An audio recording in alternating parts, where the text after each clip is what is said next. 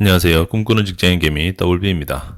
이번 영상에선 지난 1부에서 미처 다루지 못한 제 기준으로 분석한 2021년과 2022년의 예상 실적과 적정 주가를 공유하겠습니다.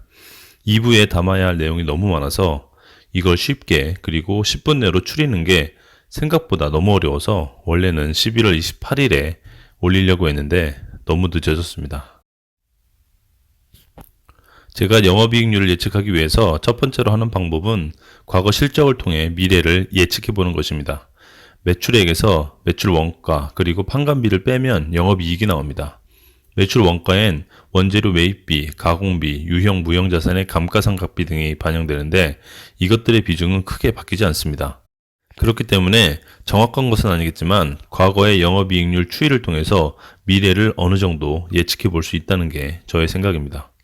먼저 영업이익률부터 확인해 보기 위해서 과거 대덕 GDS와 대덕의 실적을 2015년도부터 확인해 봤습니다. 합병 이전인 2018년도까지의 영업이익률을 보면 먼저 대덕 GDS부터 보시면 2017년도 영업이익률 6%를 제외하면 1%대를 기록했습니다. 대덕을 보시면 평균 6%대의 영업이익률을 기록했습니다. 2019년도 합병 후의 실적을 보면 영업이익률 4%를 기록했습니다. 그리고 2020년 대덕과 대덕전자의 분할 이후의 3분기까지의 누적 실적을 보면 영업이익률은 3%대로 떨어졌습니다. 이렇게 과거 실적으로 본 대덕전자의 영업이익률은 평균 3%에서 4% 정도 나온다고 보면 될 것 같습니다. 영업이익이 개선될 가능성이 있는지 확인하기 위해서 저는 감가상각비를 자세히 살펴봅니다.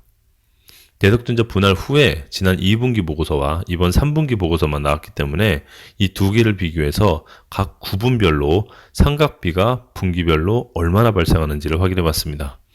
여기 구분별로 표시된 금액이 이번 3분기에 추가된 감가상각비 금액입니다.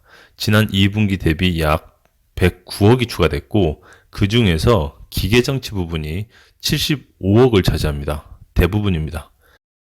각 구분별 상각연수를 확인해 보면 기계장치가 4년에서 10년 상각연수로 나옵니다. 저는 최대한 보수적으로 접근하는 걸 선호하기 때문에 이 109억에 취득세를 안전마진 13% 추가해서 120억 원 모두를 기계장치로 묻고 상각연수를 가장 짧은 4년으로 나눠서 매 분기별로 상각비가 얼마나 발생하는지를 계산해 봤습니다. 여기 보시면 8억이 매 분기 발생하는 금액으로 보면 됩니다. 근데 여기에서 좀 더 보수적으로 접근하기 위해 추가적으로 나올 만한 상각비를 150억 추가했습니다.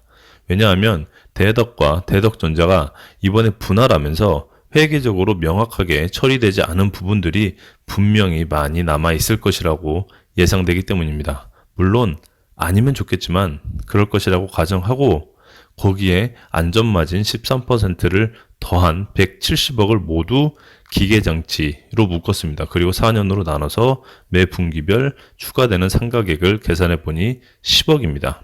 앞서 이미 추가된 8억 그리고 4분기에 추가될 것이라고 예상되는 10억 까지 하면 4분기에 18억이 추가된다고 저는 보는 것입니다.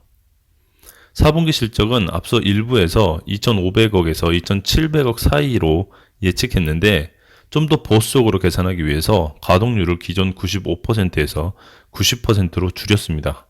그래서 나온 4분기 예상 매출액이 2,533억입니다. 영업이익은 앞서 추가되는 감가상각비를 감안해서 3분기 영업이익률 3.1%에서 0.7% 떨어진 2.4%로 계산해서 60억으로 잡았습니다. 일부 영상 이후에 지난 1분기 실적이 누락된 것에 대해서 많은 고민을 하다가 이런 생각이 들었습니다. 회사가 분할되는 것이야 회계적으로 이루어지는 것이고 그러거나 말거나 제조활동은 제조활동대로 돌아간다는 것이었습니다. 그 얘긴 올해 아직까지 실적에 포함되지 않은 1월부터 4월까지의 실적이 앞으로 나올 4분기 실적에 포함될 수도 있겠다. 그래서 1분기 실적을 보수적으로 계산해 보았습니다. 가동률 80%를 기준으로 잡은 매출액은 2,965억, 영업이익률은 3%로 잡아서 89억, 1분기부터 4분기까지 누적된 2020년 매출은 9,474억, 영업이익률 2.7%, 영업이익 254억입니다. 증권사의 컨센과 확인을 해보니까 매출은 거의 차이가 없고 영업이익률만 컨센 대비 약 2% 낮게 나왔습니다. 그렇다면 앞서 일부에서 언급한 생산 카파 증설에 대한 부분은 어떻게 이해를 해야 하는가? 지난 2분기 그리고 3분기 보고서의 내용을 자세히 보면 달라진 점이 하나 있습니다. 2분기 보고서에는 공정 개선 및 원가 절감을 위해서 458억을 2020년 5월부터 12월까지 투자한다는 내용하고 신규 비메모리 반도체 라인을 900원 들여서 투자한다는 내용이 들어 있습니다. 하지만 이번 3분기 보고서에 보면 458억에 대한 부분이 빠져 있습니다. 그래서 여기서 봐야 할 것이 무엇이냐면 앞서 감가상각비 비교를 다시 가지고 와서 보면 건설 중인 자산 이 부분에 약 250억이 추가되었고 이 250억이 추가된 부분이 상각에는 포함되지 않은 걸 확인할 수가 있습니다.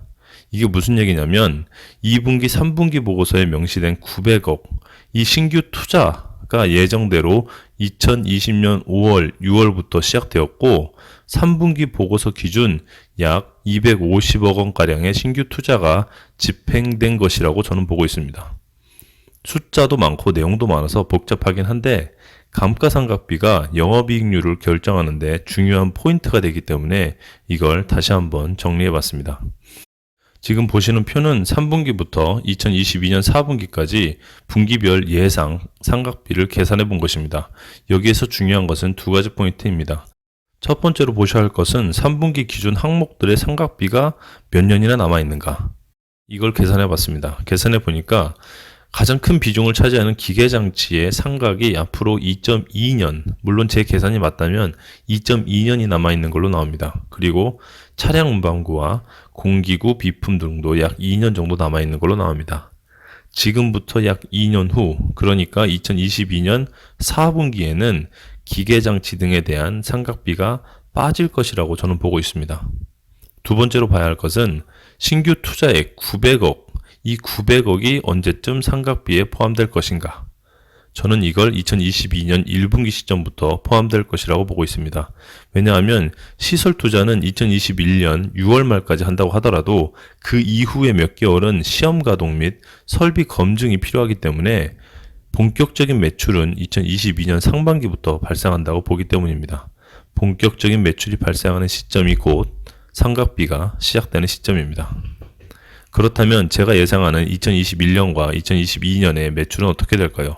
앞서 일부 영상에서 언급한 대로 매출은 생산 능력과 가동률을 연계시켜서 계산했습니다. 시간이 없어서 핵심만 설명드리면 2021년 3분기부터 신규 라인의 시험 가동 및 일부 매출이 발생을 하고 본격적인 매출은 2022년 1분기부터 발생한다는 것입니다. 최대한 안전하게 접근하기 위해서 신규 라인의 카파가 추가되는 시점부터 가동률을 낮췄습니다. 매출 단가는 2021년 3분기에 신규 라인이 투입되기 때문에 수익률은 개선될 것이라고 봐서 단가를 조금 올렸고 2022년부터는 매분기 2%씩 낮췄습니다. 이렇게 최대한 안전하게 접근한 2021년의 예상 매출액은 약 9,800억, 영업이익은 355억, 2022년도에는 매출 약 1조 1000억, 영업이익은 545억입니다. 매출을 근거로 2021년과 2022년의 예상 적정 주가의 최저점과 최고점을 계산해 봤습니다.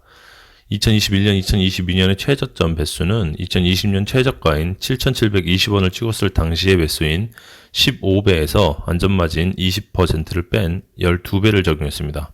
최고 배수는 지난 금요일 시가총액 기준 배수인 20배에서 역시 20%를 뺀 16.4배를 적용했습니다. 이렇게 해서 나온 주가를 보면 2021년엔 현재 주가 대비 크게 메리트가 없고 2022년에 현재 주가 대비 약 70%의 상승 여력이 있다고 나옵니다. 내년 최저가가 9,000원 언더이기 때문에 현금도 일부 확보해 놓은 상태입니다. 앞으로 어떻게 될지 너무 궁금합니다. 마지막으로 너무나 감사하게도 제 예상보다 너무 빨리 구독자 수 1000명에 도달해서 오늘 수익률을 공개할 수 있게 되었습니다.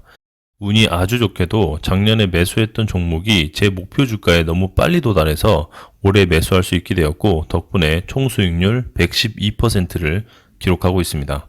내년부터는 12월 말에 연간 수익률을 공개하도록 하겠습니다. 감사합니다.